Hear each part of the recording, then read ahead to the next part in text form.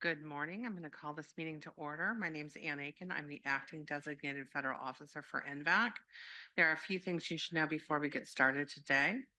First, this is a public meeting and it's being recorded. All statements made today are on the record.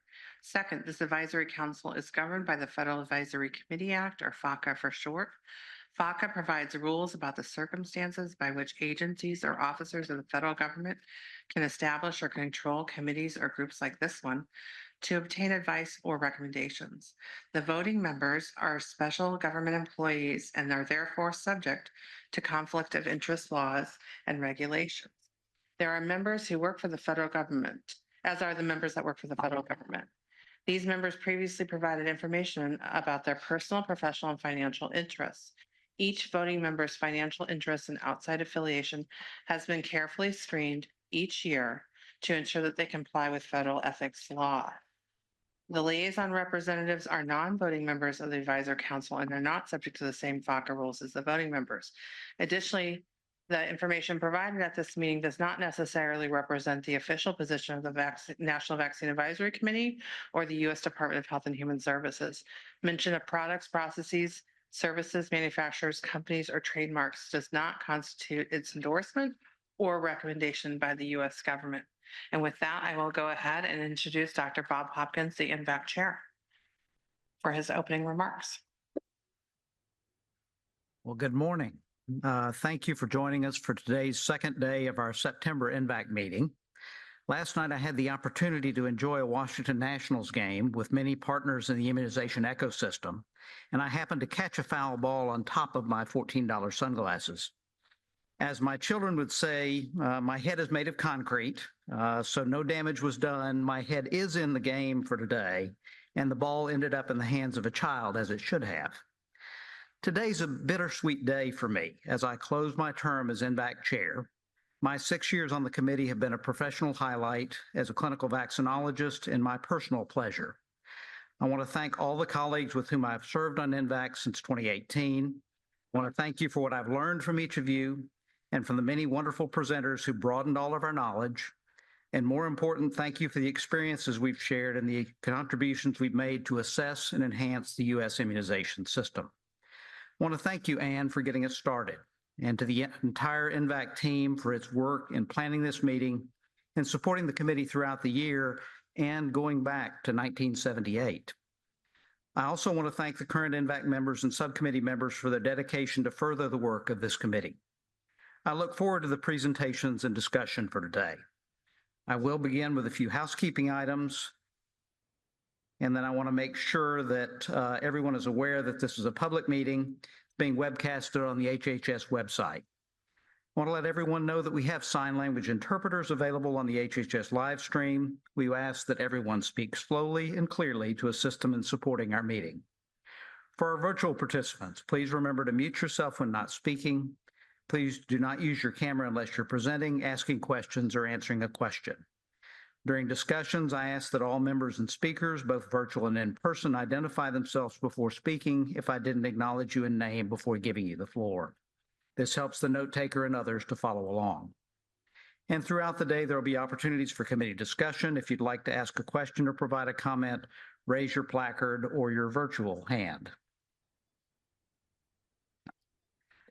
As always, members of the public can provide a public comment at 12:45 p.m. today. Public comments are not a question and answer session, but they represent an opportunity for individuals to who want to make a statement to do so. And the deadline to request a space for public comment during this meeting has passed. However, anyone can submit a written comment up to 3 pages in length to nvac@HHS.gov.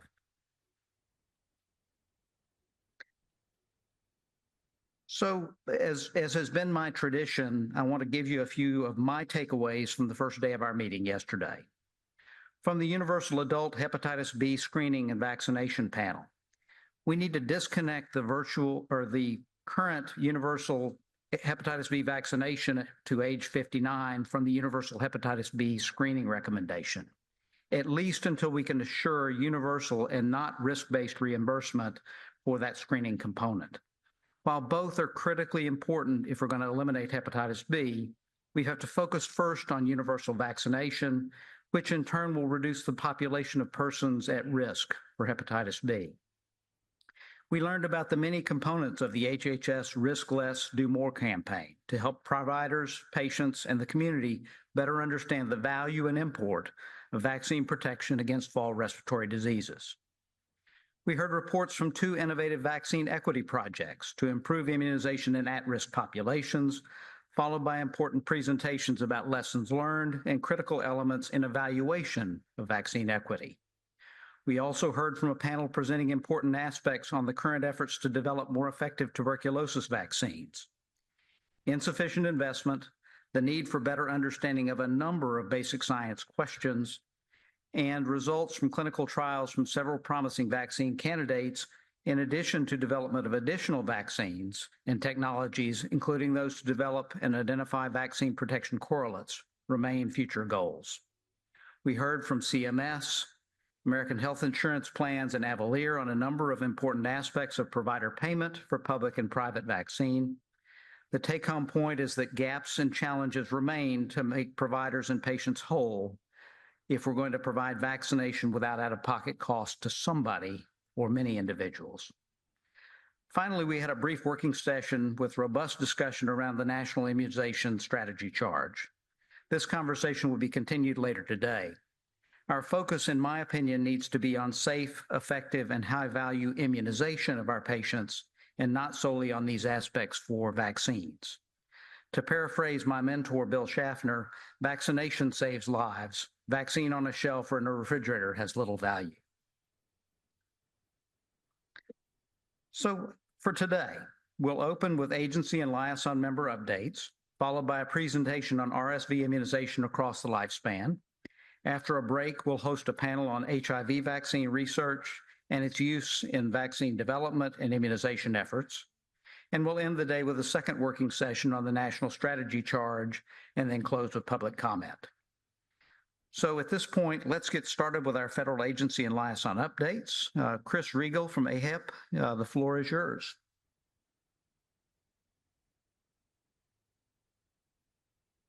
Chris, are you on? Chris is on. We can't hear you, Chris.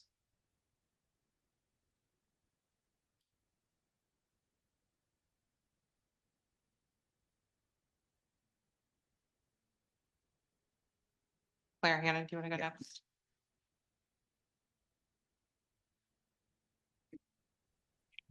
next? Good morning.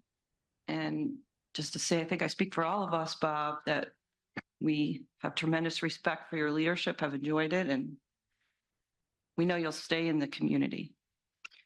Okay, I'm Claire Hannon with the Association of Immunization Managers, and giving you an update. We were really excited in August during National Immunization Awareness Month to announce the 2024 Immunization Champion Award winners. The Immunization Champion Award is something we do collaboratively with CDC, recognizing an individual in each jurisdiction doing an exemplary job or going above and beyond to promote or foster immunization. This year, we had 46 award winners nominated and selected from a pool of public health professionals, community advocates, and other immunization leaders. They're all profiled on our website, and many of them are being celebrated in their respective jurisdictions. On October 1st, we're planning to have a celebration webinar for 30 years of the launch of the Vaccines for Children program. We're doing this with a number of partners, and we're going to have distinguished guests and talk about the tremendous success of VFC, over 508 million cases of illness averted, 32 million hospitalizations, and over 1 million deaths avoided because of vaccines and the Vaccines for Children program, those vaccines actually going into arms. We have held 8 regional vaccine access cooperative meetings between May and July. We brought teams of partners together in each of the regions to focus on improving adult immunization. So representatives of Medicaid, pharmacy, family physicians, meeting with public health immunization program managers coalitions to create action plans focusing on increasing vaccination rates in long-term care facilities, maternal vaccination rates, flu vaccination rates, COVID vaccination rates, all adult immunization rates. We will be putting a report out later this year based on what we've learned, and we are going to track those coalitions as they move forward and track the success of their efforts. And then I wanted to mention a few resources we have coming out.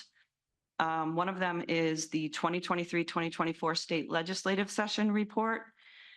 We do a comprehensive review of all proposed, considered, enacted, and vetoed vaccine-related legislation. And this is a resource for program managers, but it will be up on our website. And we also have a white paper coming out on opportunities and challenges in pharmacy participation in the Vaccines for Children program. This was a collaborative effort with AIM, immunization program managers, and pharmacy. And that is already posted on our website. That's been released. Thanks very much. Thank you, Claire. Next is Rebecca Coyle from ERA. Good morning, and I'll just echo Claire's sentiments. Bob, thank you for your leadership over the last 6 years. It's really been an honor to be sitting at this table with you. With that, I'll turn to the ERA update and just provide a couple of updates for everyone. I will just say I think the overarching theme of my update is related to interoperability and then all of the weedy things that go below interoperability. So for some of you, this may not mean anything, but I'll try and make sense of the alphabet soup. So one of the amazing things that I think we're really excited to launch is a new e-learning course. So we've often done trainings related to HL7 immunization messaging. This actually parses that out and puts it online and is available for individuals to take at their leisure and at their pace. So we're excited. We've got 185 individuals that are registered for the course. 46 have already completed that. And then we look forward to seeing that in the future. So just trying to standardize the process a little bit more. As part of the onboarding process, there's also a number of places where things need to be documented. We've updated the onboarding templates, and jurisdictions and external partners who want to use some of those templates, they are available on our website, but it can help support the onboarding process, and they can be personalized and modified to meet the jurisdiction's needs. And then also as guidance evolves over time, they can be updated to meet those new needs. And then I won't go into great detail, but we have released a couple of technical advisory bulletins. These are really just updates related to HL7 messaging and some of the key pieces that need to be updated. For example, how to clarify the next of kin phone number and address, where that needs to sit in the message that is sent between systems, and then how to what the expectation is for returning certain message components. So you can check all of those things out on our website. And then lastly, I will just say we're really looking forward to next April and May, where we will be in Spokane, Washington for our national meeting. Last year, we had a huge turnout, and we're really excited to have more folks in the space and being able to learn from one another. And that concludes my report. Thank you. Thank you, Rebecca. Mitch Rotholtz from APHA. Okay. Thank you, Bob. Can everybody hear me? You're loud and clear. Thank you. And like everybody else has said previously, Bob, thank you for all your work for NVAC and for the immunization neighborhood. And it's been a pleasure working with you in the NVAC role and the other roles. So thank you for all you do. In terms of, I've submitted a written report, so I'll just highlight some of the things that are in there. We're helping teams prepare for the respiratory season. Spent a big bit of time developing informational pieces, helping providers learn how to talk about the current flu vaccines and explaining the differences between the trivalent and the quadrivalent in case questions come up. We did an update on the June 2024 ACIP meeting, program on strategies for resolving adult vaccinations, and also developed a tool that's called the My Vaccine Action Plan to help have those discussions with patients of plotting out the vaccines that they need over a period of time. We also spent a good bit of time working with other partners to address the maternal RSV vaccination and answer some of the questions and increase accessibility for those vaccines.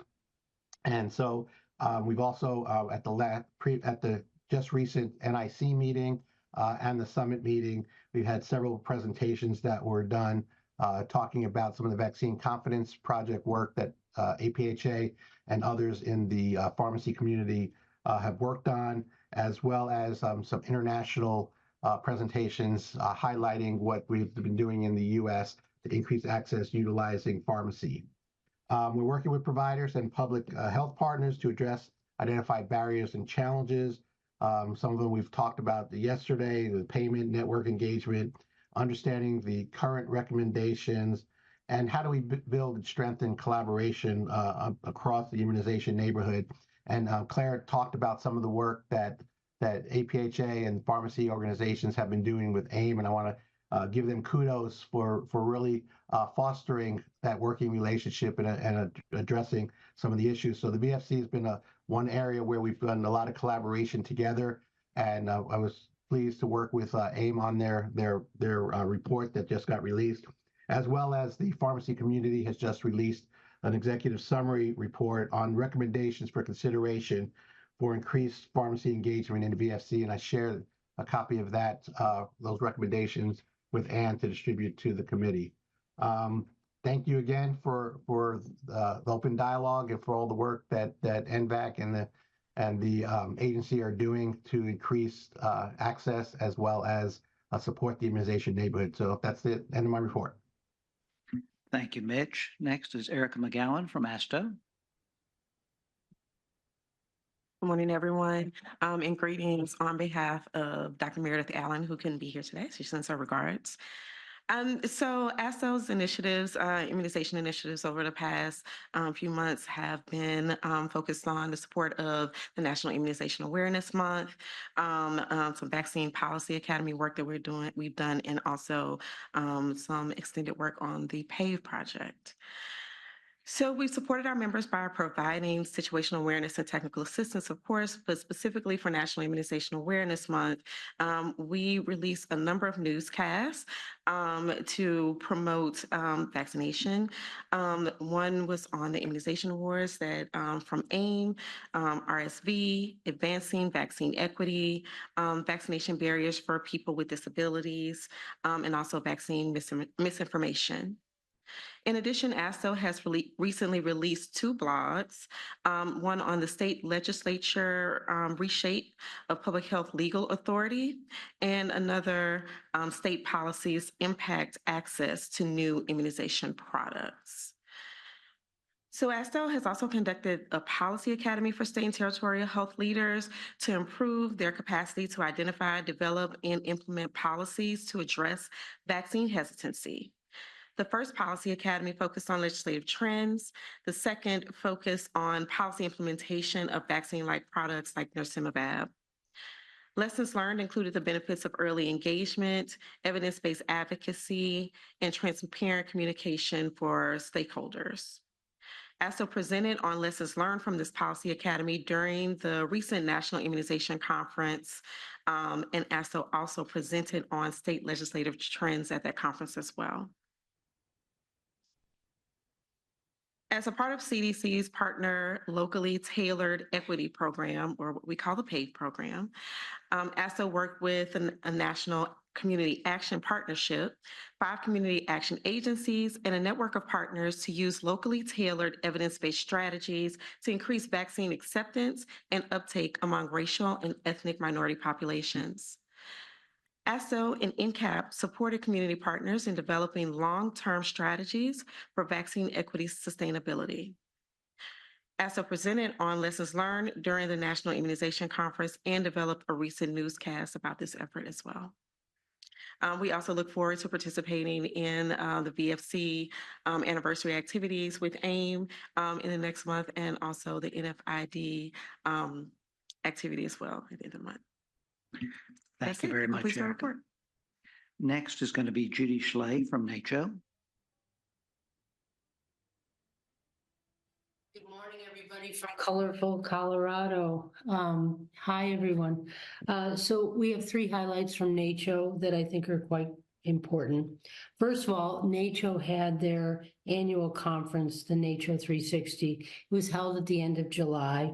As part of it, local public health department immunization program staff gathered to discuss accomplishments and challenges that we're currently experiencing, as well as priorities and need for the coming years.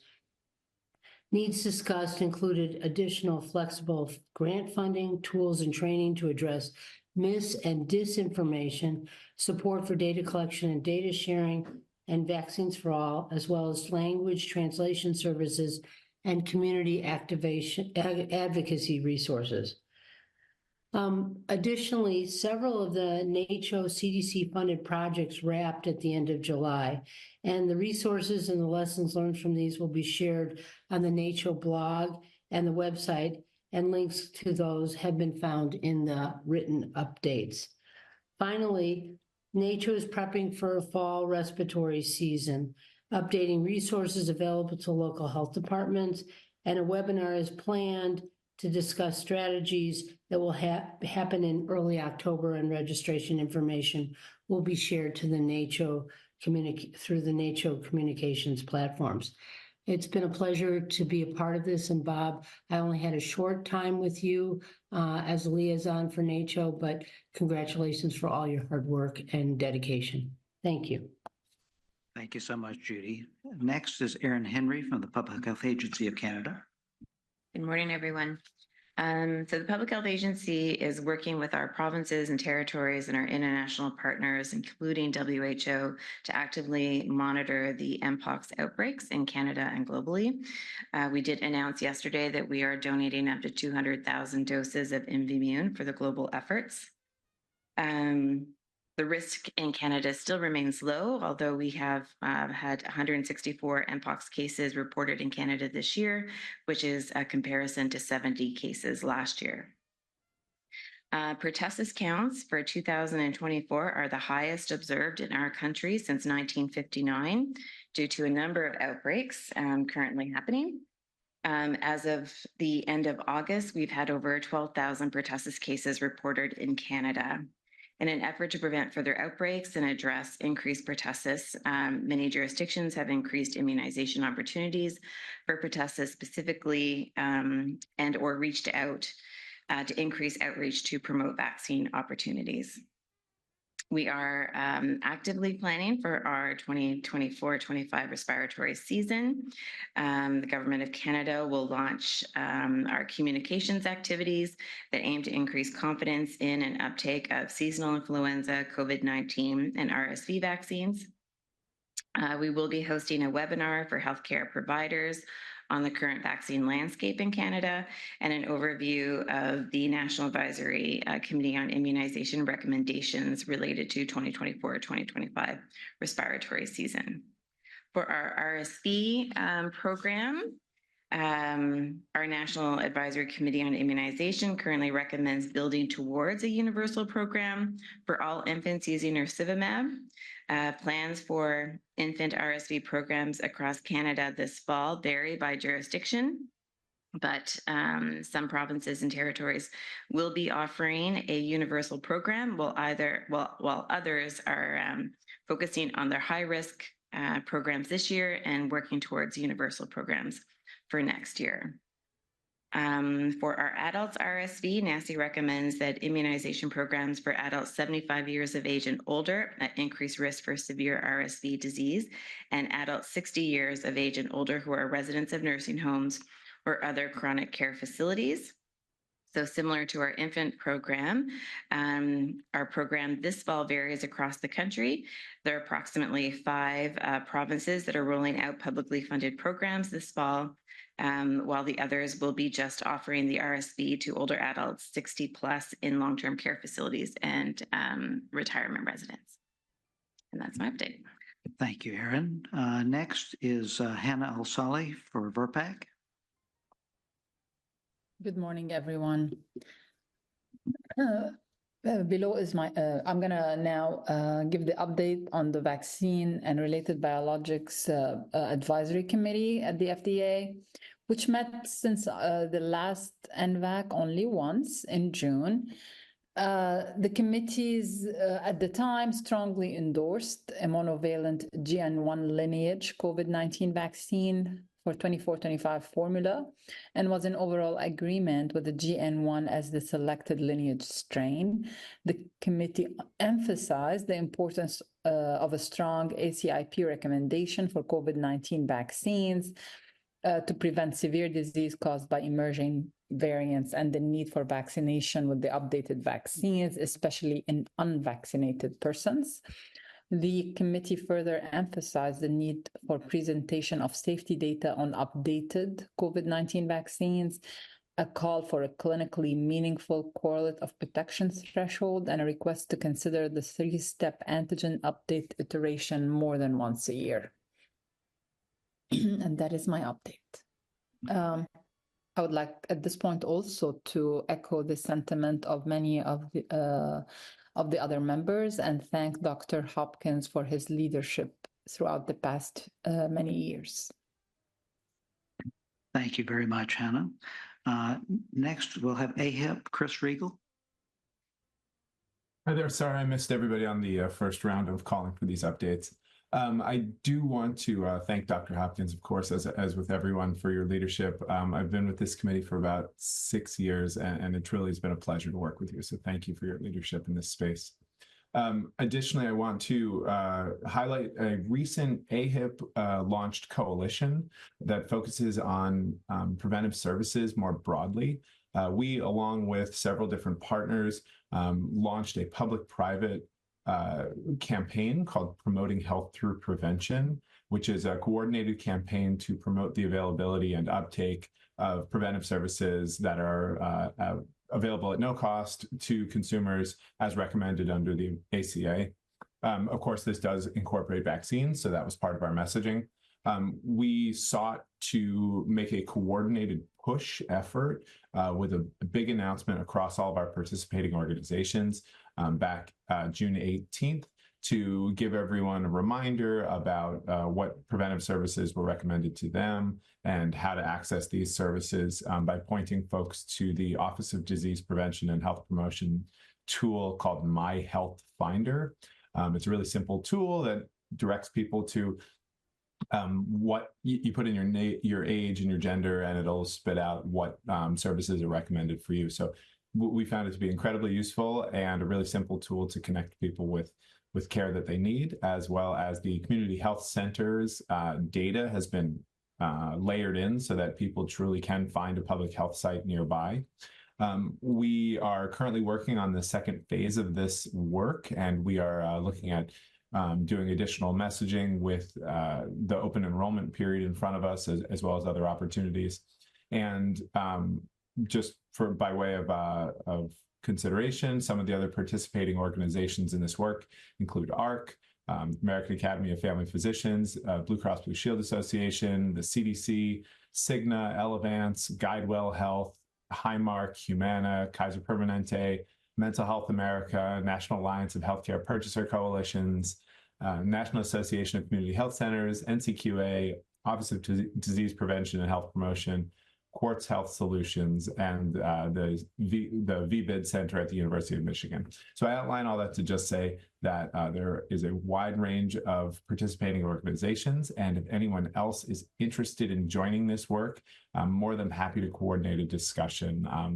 I believe I've shared my email address, but if not, it's cregal, C-R-E-G-A-L, @ahip.org. Again, more than happy to have a conversation. It would be great to recruit some new folks specific in the vaccine space. And thank you again for the opportunity to present to this committee. Thank you. Thank you, Chris. Now we'll move to our ex officio members, and we'll start with Justin Mills for AHRQ. Hello, can you hear me? You're loud and clear, Justin. Go ahead. All right. First, I just also wanted to kind of echo the sentiment. Thanks so much, Dr. Hopkins, for your work on the committee and your leadership. It's been a great experience working with you. I just want to jump into two things we have from AHRQ. The first is an update on a recommendation from the U.S. Preventive Services Task Force. And this is just around updating its recommendation on cervical cancer screening. This recommendation is for women 21 to 65. And just to let you know that the task force is still working on that. I think had this up here for a while, but we've been waiting on a few ongoing or in-process studies, but we hope to have a recommendation, draft recommendation ready for public comment by the end of this year or early in next year.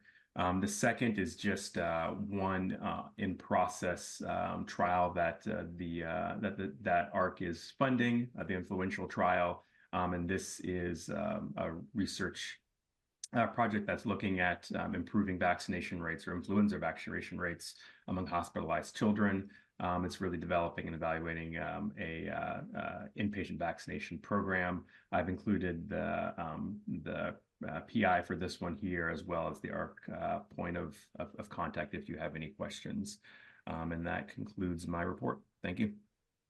Thank you, Justin. Next is Kim Armstrong for BARDA. Yes, good morning and happy to be here. And I just, want to echo everybody's thanks for your hard work on this committee. But going into the BARDA updates, some highlights from our written report include on the filovirus front, we have been working with Merck and their single-dose Ebola vaccine to provide over 1 million doses of Ervebo that have been manufactured and delivered to the U.S. government. BARDA is also coordinating closely with the WHO, Gavi, and UNICEF on the global supply of Ebola vaccines. On the smallpox vaccine front, the United States continues to rebuild its supply of Jynneos vaccine to support smallpox preparedness. The Jynneos vaccine is now commercially available in the United States to address Mpox, since the vaccine has a label indication for both smallpox and Mpox. On the Zika vaccine front, BARDA is supporting the development of Moderna's mRNA Zika vaccine and manufacturing platform through clinical development towards licensure. Following dose selection based on phase 1 clinical trial results, a phase 2 study to assess the mRNA 1893 vaccine in adult participants living in endemic and non-endemic flavivirus areas was completed, with a clinical study report submitted to FDA in June of this year.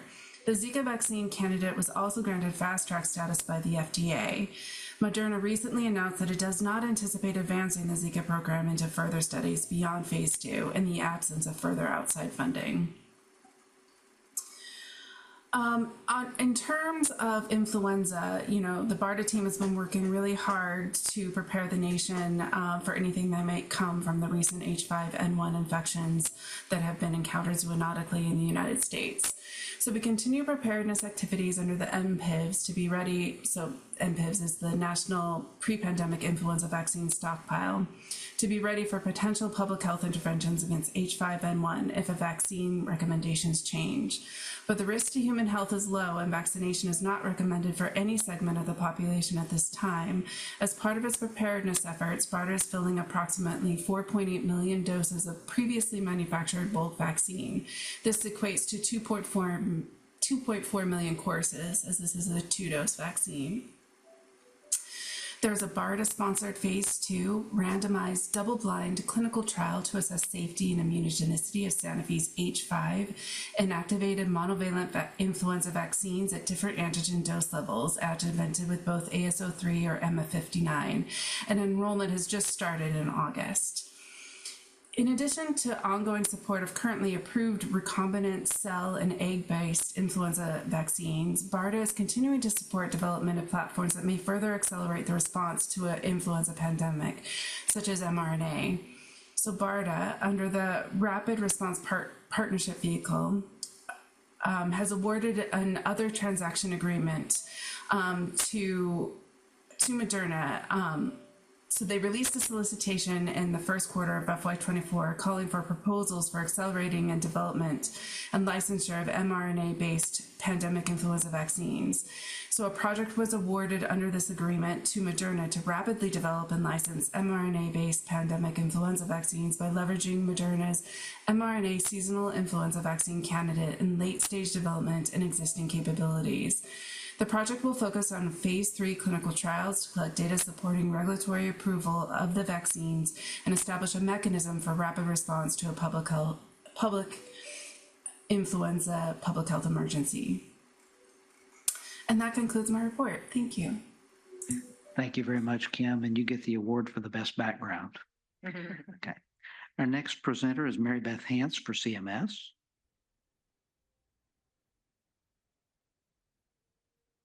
She's on.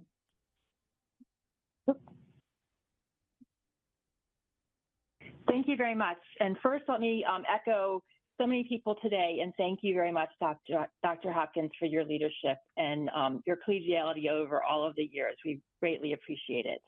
I have two updates. First, I want to lean in a bit on what I said yesterday about leveraging messaging in the Medicaid program around the importance of vaccinations. So we have really leaned in on back to school and seasonal messaging and shared that with many different layers of our Medicaid colleagues. CDC has spoken on a Medicaid all-state call and will be coming again to our next call in later in September to again provide information on seasonal vaccines and to help with messaging. We also had both OASH and CDC come to a CMS staff meeting and talk to CMS staff about the importance of immunizations and what's happening in this space as part of the National Immunization Awareness Month. So we're really looking for ways, as I mentioned just a minute ago, to get the message out in lots of different directions and to really ensure that consistent messaging. The second update is in the Medicare space. I would like to just highlight the Medicaid Learning Network Connects newsletter that was released yesterday, which provides the COVID-19 vaccine 2425 codes and pricing information. And Anne has that as well, and we're happy to get that out if you don't already have it. I would like to really acknowledge our appreciation of folks who have identified issues. We know there have been a little bit of bumps, and we really appreciate your highlighting those and getting those to us. And if there continue to be issues, please don't hesitate to reach out. And Anne has just been a tremendous resource on these issues. So thank you very much. Thank you much, Mary Beth. So I did send out the notice yesterday to everyone, so you should have it in your email. If you don't, let me know. I can send it out. All right. Our next presenter is Nicole Sue for DOD. Good morning. Thank you. And I, again, appreciate your leadership, sir, in this committee. The DoD has initiated the 2024-2025 Northern Hemisphere Influenza Vaccine Campaign for our service members with over 3 million doses of vaccine purchased to cover our beneficiaries. In addition to providing influenza vaccines for beneficiaries at every military health system facility worldwide, the DoD has a mandatory program that requires an annual vaccination of influenza for uniformed personnel and all healthcare workers working in our facilities. The DoD is engaged in interagency meetings with our HHS partners and to synchronize our communication messaging strategy across federal lines for this year's respiratory virus vaccine campaign. And then the DoD continues to work with CDC to enhance biosurveillance and immunization data sharing efforts across federal partners. In 2023, the DoD joined the CDC and the Veteran Health Administration on the Immunization or IZ Gateway project with the goal of connecting the DoD electronic medical records with individual state immunization information systems. Washington State was the pilot site with the go live in May 2023, and in 2024, the DoD has connected with 8 other IISs. Engagement with the IZ Gateway project enhances the completeness of vaccine records of service members and their dependents. All immunizations documented in the DoD electronic medical record will be sent prospectively to the respective state IISs, and healthcare providers can query their respective state registries for all beneficiaries, including service members. And that's the end of my report. Thank you very much, Nicole. Next is FDA, Karen Bach. Good morning. I'm Karen Bach. This is my first time representing FDA at NVAC. I'm the Deputy Director of the Office of Vaccines Research and Review. So as Dr. Sally mentioned, after that VRBPAC meeting where the strain selection was made, we worked hard to make sure we approved or authorized all the SARS-CoV-2 vaccines to make sure they were ready for distribution and use with other seasonal vaccines. On August 22, we approved and authorized the mRNA vaccines, both from Pfizer and Moderna. And a week later, we were able to authorize the Novavax vaccine as well. So they all should be able to be distributed by now. The other thing we do is updated the schedule of Bexsero, the meninge B from GSK to 0-6 months. And the other thing I wanted to highlight is next week we have a new VRBPAC meeting coming up.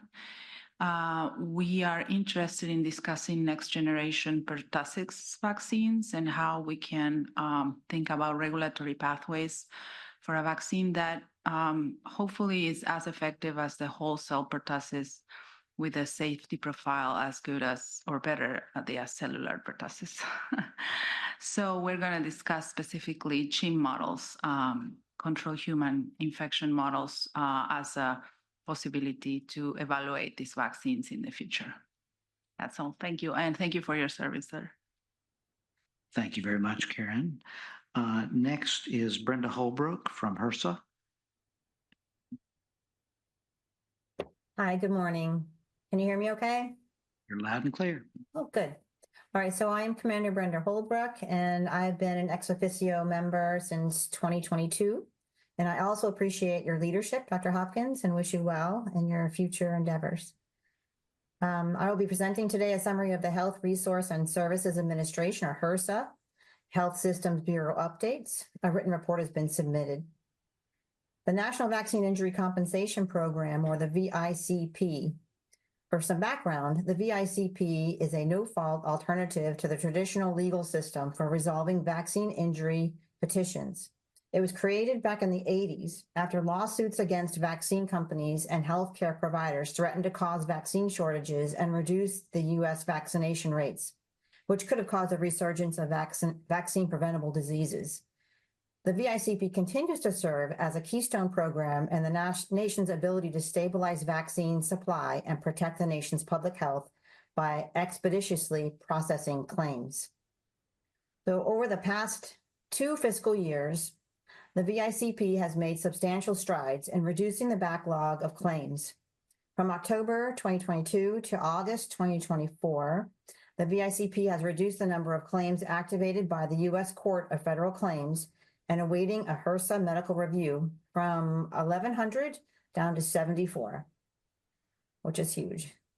Over the same period, the wait times for a HRSA medical review has decreased from more than 12 months to less than 30 days. This fiscal year, the VICP has received 971 petitions, adjudicating over 1,100 claims and awarding over $133 million to petitioners and over $40 million for attorney's fees and costs. More data about the VICP program is public knowledge and can be found on the HRSA.gov vaccine compensation website.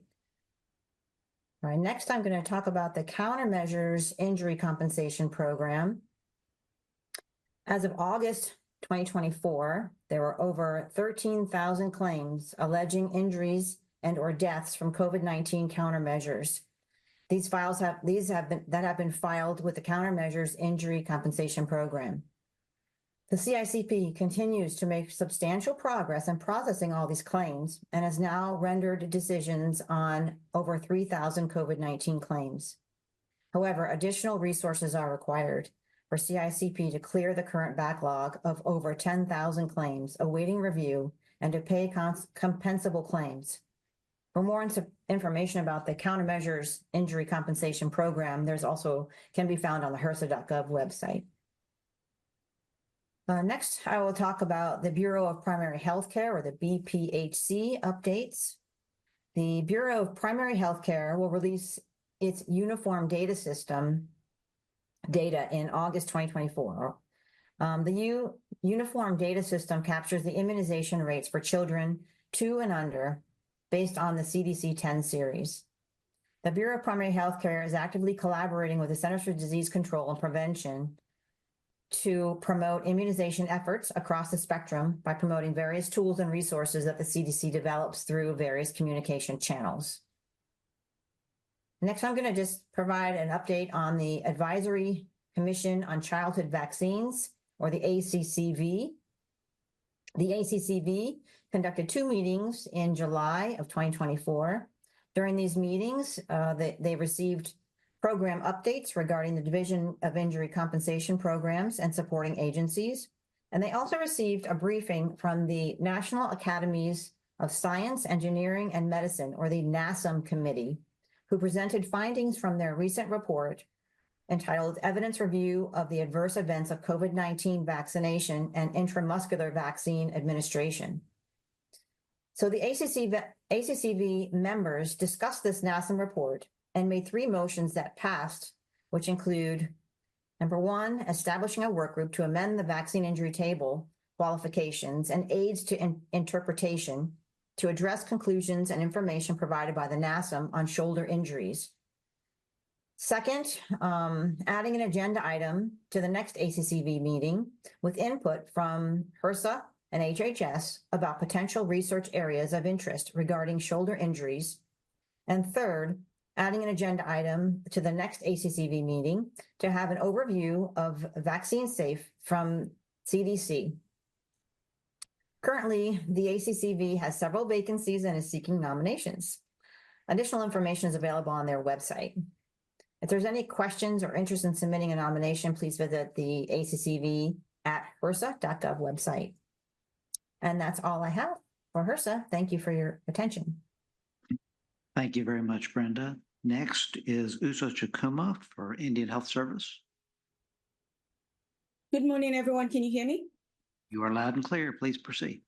Thank you. Echoing the same sentiments, thank you, Dr. Hopkins, for your leadership and service.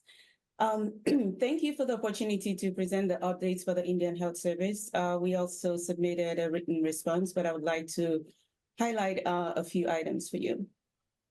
The Indian Health Service remains committed to immunization as our #1 clinical and public health prevention priority. We continue to promote efforts to improve vaccination in American Indian and Alaskan Native population.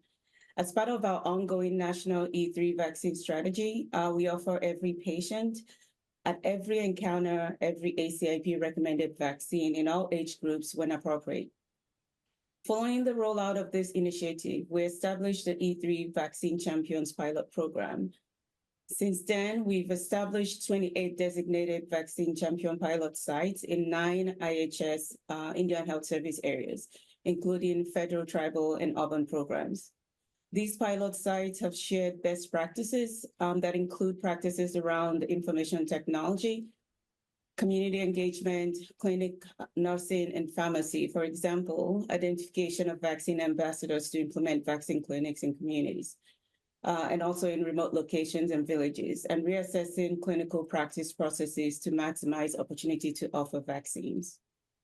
As part of the fall respiratory disease season, the Indian Health Service proactively executes a series of activities and engages with our provider network in preparation for a seamless implementation of ACIP recommendations in Indian country during respiratory disease season.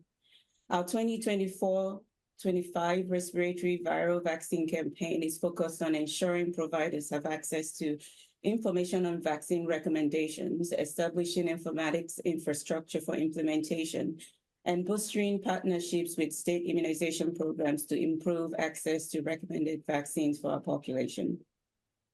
In preparation for the second RSV season, we're collaborating with CDC and the Administration for Children and Families on an initiative to protect AIA and infants and from RSV disease.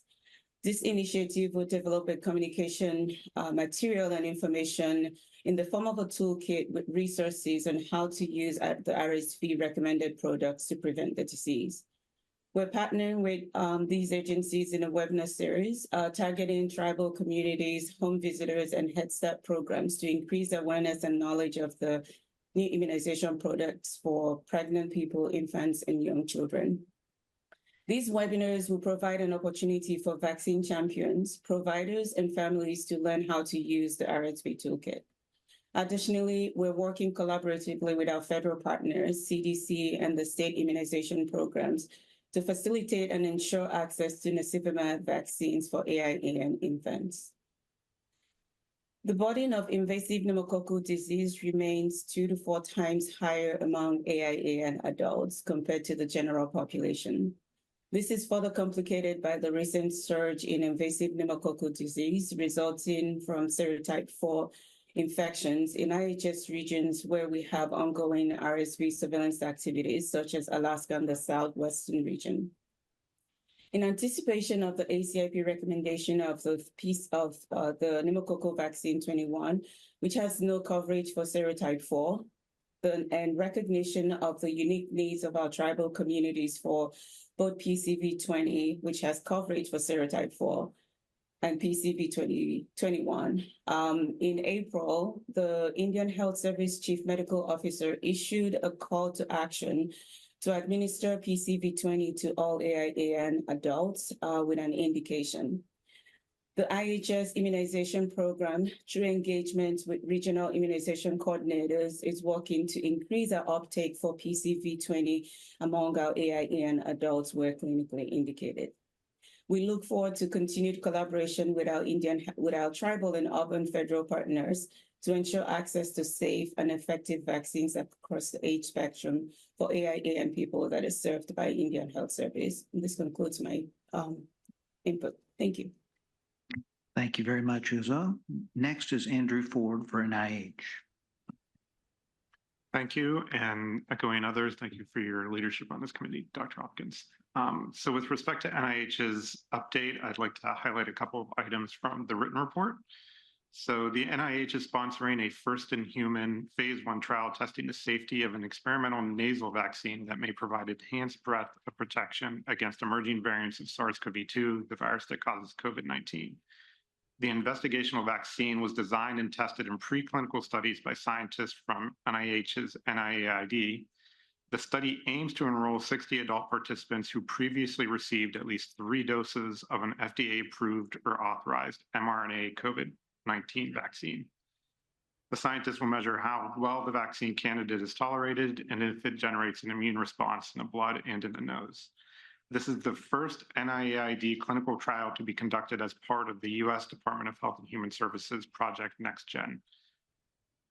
And second, 2 NIH-supported trials of an experimental malaria vaccine in healthy Malian adults found that the tested regimens were safe. The trials were co-led by investigators from NIH's NIAID and the University of Sciences, Techniques, and Technologies, Bamako, Mali.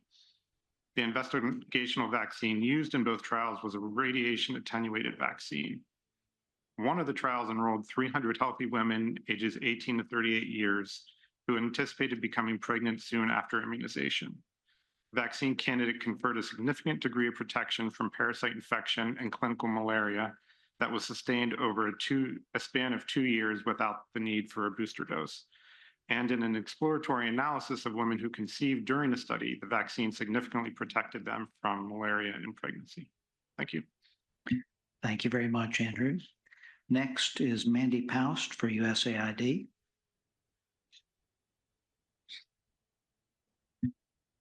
Okay, I see she.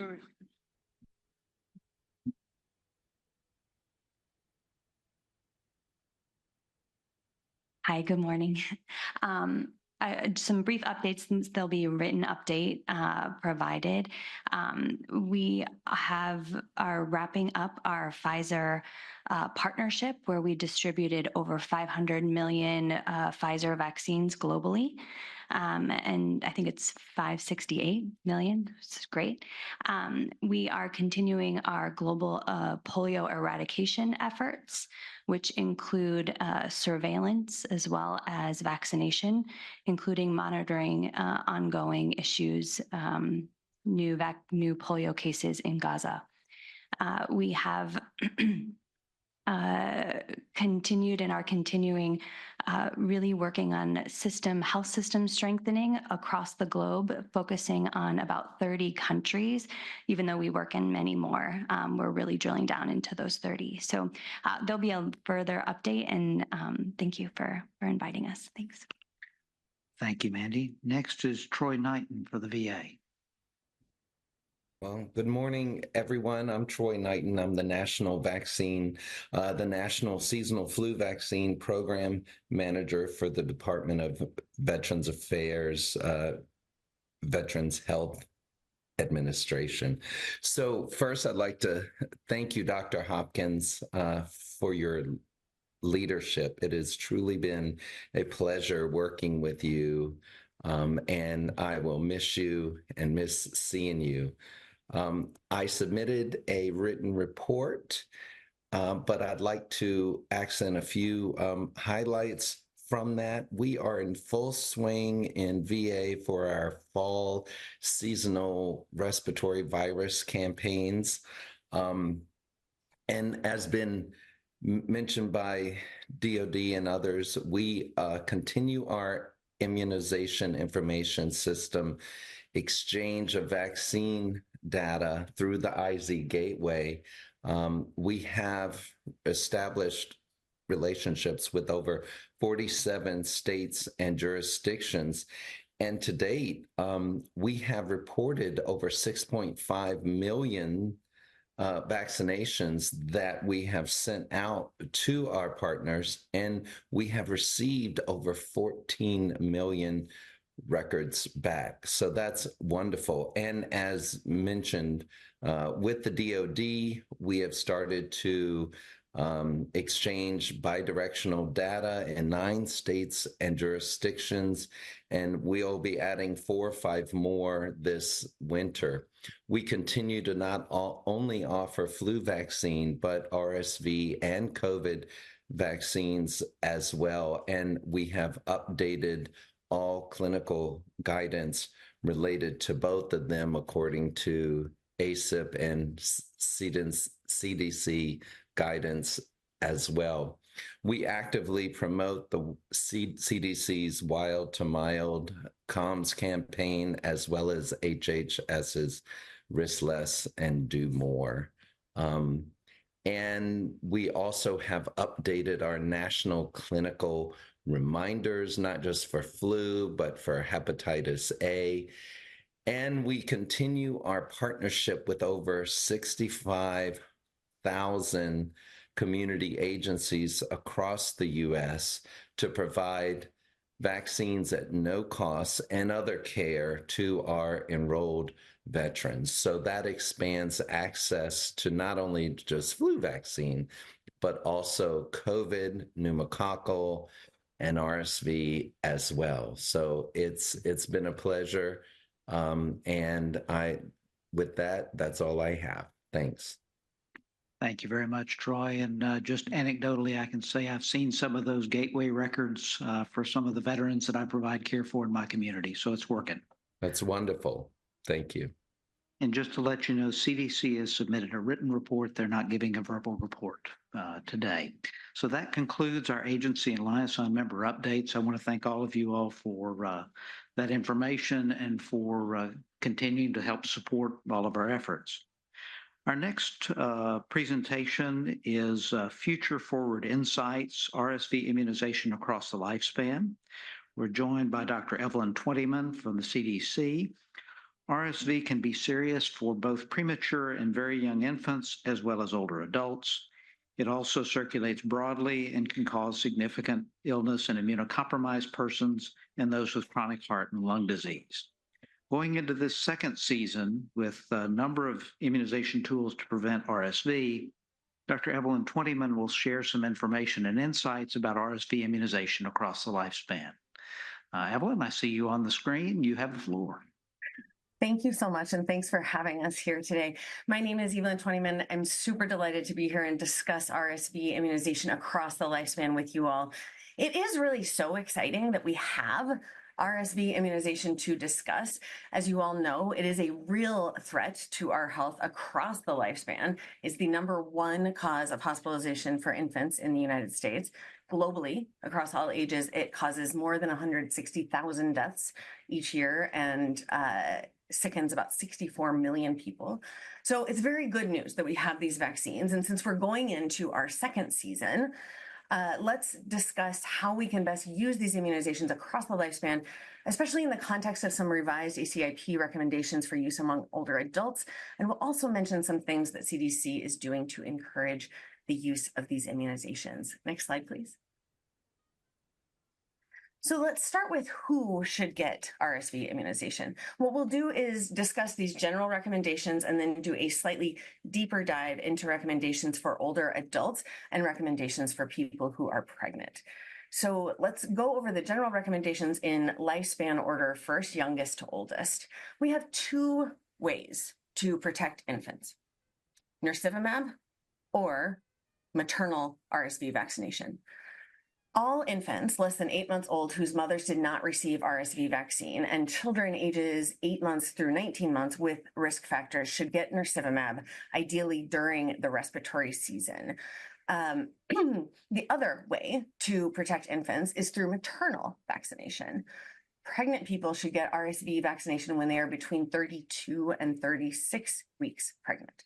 Because we're trying to protect infants born during the respiratory season, the ideal timing of maternal vaccination precedes the beginning and end of the respiratory season a bit, from September to January in most jurisdictions. Adults ages 18 to 59 who are not pregnant are not recommended to receive RSV immunization at this time. All adults ages 75 years and older and adults ages 60 to 74 with risk factors are recommended to receive RSV immunization. So as you can tell, this is a bit different from last year's recommendation for shared clinical decision-making. Next slide, please. Here are the risk factors for adults ages 60 to 74 years that indicate that they need the RSV vaccine: chronic cardiovascular disease, severe obesity with BMI of 40 or greater, diabetes complicated by chronic kidney disease, neuropathy, retinopathy, or other end organ damage, chronic lung or respiratory disease, end-stage renal disease, chronic hematologic conditions, liver disease, neurological or neuromuscular conditions causing impaired airway clearance or respiratory muscle weakness, residency in a nursing home, moderate or severe immunocompromise, or other factors like frailty that would increase risk of severe disease due to a respiratory virus. Of note, and this is somewhat important, people ages 60 to 74 years can self-attest to having these conditions, and they do not need to bring any sort of proof to vaccination sites. Next slide, please. Before we move on from recommendations for RSV immunization, I did want to do a slightly deeper dive into RSV vaccine in pregnancy. Many people, as we all know, have more than one pregnancy in their life, and because this is our second respiratory virus season with RSV immunizations, we are starting to get questions about this. So this side that you see on the right is our standard recommendations. If a pregnant person did not receive RSV vaccine in a previous pregnancy, we recommend either maternal RSV vaccine during the pregnancy or nirsevimab for the infant once born, as we previously discussed. If a pregnant person did receive maternal RSV vaccine in a previous pregnancy, we do not give maternal RSV vaccine again. We do, though, recommend nirsevimab for the infant once born. Next slide, please. This slide is to say that unfortunately, despite what we know about the life-saving importance of vaccination, many people are still missing out on the life-saving benefits of vaccines, including RSV vaccine. What you're looking at here is a snapshot of COVID, RSV, and flu vaccination coverage during the 2023 to 2024 season for children, pregnant persons, adults over the age of 18, and older adults. RSV coverage is here in the tan bar, so that's the middle of each of these sets of columns. And you can see that we have a ways to go toward complete coverage. About 41% of infants receive nirsevimab, 18% of pregnant people receive maternal RSV vaccination, and 24% of people over the age of 60 received RSV vaccination in the last year. So now let's turn to overcoming barriers to RSV vaccination and discuss what CDC is doing and what we all can do to increase our vaccination coverage and protect more people from RSV as we enter this next respiratory virus season. Next slide, please. So we know that the cost of immunization can be a real barrier to immunization. So let's discuss coverage for those costs first. Vaccines for children does include nirsevimab, and we will discuss more on that shortly. Under Medicaid, ACIP recommended vaccines like RSV vaccine are covered without cost sharing, in other words, without copay. Our colleagues at CMS have issued a very helpful updated vaccine toolkit, including all of this coverage information. I encourage all of you to check it out. In Medicare, RSV vaccine is covered in Part D. Similarly to Medicaid, all ACIP recommended vaccines are covered without cost sharing, regardless of whether they are covered under Part B or Part D. It is important, though, for people who get their vaccine through Medicare Advantage or Part D to get vaccinated at an in-network provider or pharmacy. And for private or commercial insurance, all ACA, that is to say Affordable Care Act, compliant plans are required to cover RSV vaccines without cost sharing when given by an in-network provider. Next slide, please. So now let's turn to vaccines for children. VFC is a powerful 30-year-old program that has saved more than 1 million lives and averted more than 500 million hospitalizations by providing free vaccines to eligible children. Providers include birthing hospitals, pediatricians, pharmacists, federally qualified health centers, rural health clinics, and state and local health departments. You can probably see with RSV immunization how important these birthing hospitals would be to getting infants nirsevimab early in their first week of life, as recommended, getting them protected right away. Because of this, CDC is actually working very hard to support increased enrollment of birthing hospitals in VFC. Next slide, please. Between July of 2023 and May of 2024, we were able to collectively increase birthing hospital enrollment into VFC by about 24%. And this work is definitely ongoing. To further improve vaccine access, CDC is working with jurisdictional immunization awardees and other partners to identify birthing hospitals with the highest percentage of Medicaid births and working with them toward enrollment. We have also reduced some barriers to enrollment by opening enrollment as specialty providers to birthing hospitals if approved by their jurisdiction, and allowing birthing hospitals designated as specialty providers to enroll in VFC through virtual visits. So we are hopeful that these and some other efforts will ensure that communities with low access are really prioritized by immunization programs, and we can get RSV vaccines and immunizations where they're needed most. Next slide, please. CDC is also working to support healthcare providers to immunize adult patients. We know that ordering and offering immunizations in clinics is one of the most powerful ways to improve vaccine confidence and increase immunization rates. This kind of convenience is a top reason for adult patient acceptance of vaccines, and this reduces missed opportunities for immunization. CDC has recently created a new tool to make ordering immunizations easier by providing estimated launch dates, links to pre-ordering and early reservation programs, details on product types, and return policies for unused vaccines. We are also engaged in extensive outreach to healthcare providers in preparation for this year's respiratory virus season and have hosted numerous events and calls to help healthcare providers across the country to prepare for the season and to protect their patients through vaccination. Next slide, please. Lastly, HHS, including CDC, is engaged in massive communications and outreach to raise awareness of the importance of RSV vaccination and other respiratory virus vaccines. I know you all heard about this extensively from HHS yesterday, so I won't go deeply into this, but I just wanted to celebrate this campaign as an important part of our efforts to increase awareness of, confidence in, and uptake of RSV vaccines. Next slide, please.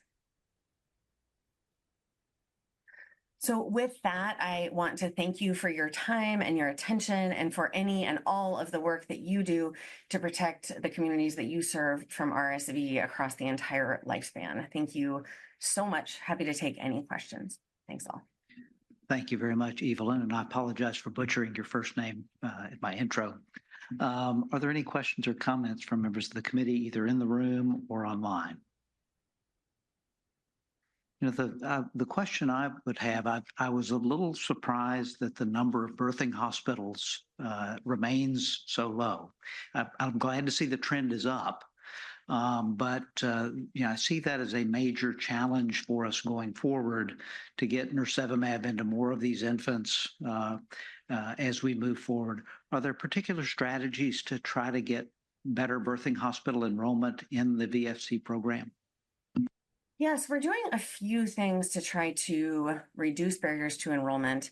And then additionally, we're working quite a bit towards active outreach. So trying to reduce barriers, increase outreach. On the barrier reduction front, I will speak a little bit more to that. So a few barriers we're aware of.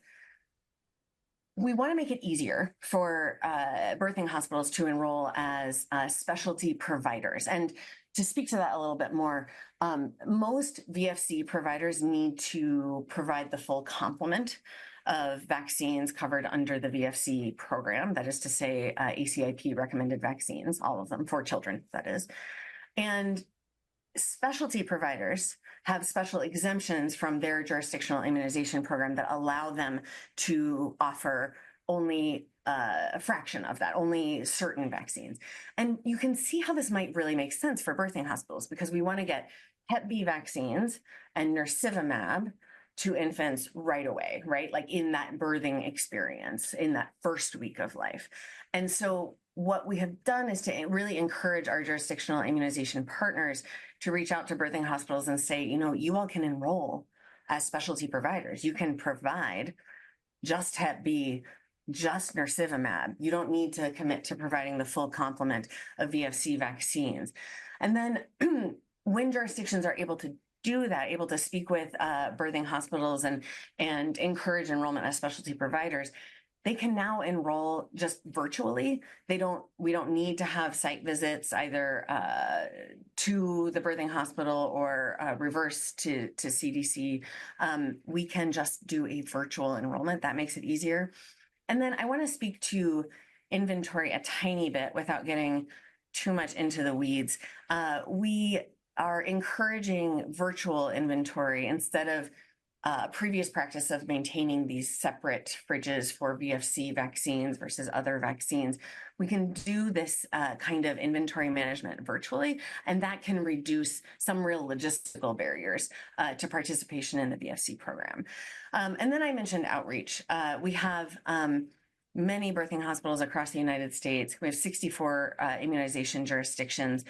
We are just really prioritizing every time we speak with our jurisdictional immunization partners, this kind of outreach, working with our PAVE partners, partnering for vaccine equity toward this kind of outreach, just hoping to reach all of them for the sake of reaching all infants. And then I'll also say that one of our priorities is to engage more providers in general, particularly non-traditional providers. So a related arm of outreach is reaching out to pharmacies, particularly those in rural areas, to make sure that we're really getting access where it's needed most and where we've seen not yet the greatest uptake thus far. I hope that helps. Great, thank you. Geeta Swami. Hi, thank you. I'm curious if there has been any thoughts so far about nirsevimab and actually other vaccines with regards to the care bundle and billing. when we have maternal infant care, we actually aren't able to bill for those individual vaccines, right? It's just the package that is the compensation that we get. And I think it is one of the issues that birthing hospitals face, because then we're looking at two different strategies, right? VFC for those that are Medicaid, and we have uninsured, undocumented individuals as well. And then we have insured individuals where we're basically, for lack of a better word, eating cost or cost sharing, if you will, in a way that we're sharing full costs of that. And it also gets into different documentation processes, because then we wouldn't be doing things, at least in the state of North Carolina, in the immunization registry, if it's not VFC and so forth. So I still think there are issues from an equity standpoint that we need to be thinking about. And a lot of it comes down to individual costs that we have to assess at our hospitals. And then even within a hospital system, we may have a hospital that has a significant Medicaid or uninsured population, and another hospital down the street in our system that has the opposite. And so it starts to feel really difficult for providers, even if you might go to those two different hospitals as well. Yes, difficult for providers and difficult for patients to know what to expect. We are very aware of these issues, and I really appreciate you summarizing them so succinctly. We at CDC are grateful for a deep and ongoing engagement with CMS through our CDC CMS Public Health Healthcare Payment Integration Team, which is an ongoing effort to address just this kind of issue and to consider all of this, and exactly to the end that you raised. These are critical issues for equity. And then I will also say something I've said before, which is that reimbursement confidence facilitates vaccine uptake. If providers are confident they'll be reimbursed for a vaccine, then they are more likely to be able to complete the entire ordering, advising, administering process. And so it is extremely critical that we continue to engage with exactly the kind of problems that you just identified and to resolve those both for equity and uptake. Thank you. Thank you. We now, Mitch Rotholtz online. Yeah, thanks, Dr. Hopkins. I just posted two questions. Has the use of self-attestation been communicated to payers so that providers don't experience audit issues? And then the second question, can virtual enrollment, which I thank you for doing that with the birthing hospitals, could that also be used for onboarding other providers that we're trying to convince to enroll in VFC? I'm going to take the second one first because it's my area of weakness. I am not confident that virtual enrollment can be used for other providers in VFC. I believe it is for specialty providers only at this time. But what I will do is get back to you with that question. If you are willing to throw your email in the chat here, I will speak to our VFC leads and get back to you on that. Now, the use of self-attestation, I do want to speak to a little bit because it makes a big difference. So this was a lesson learned for us during the COVID-19 pandemic and its aftermath.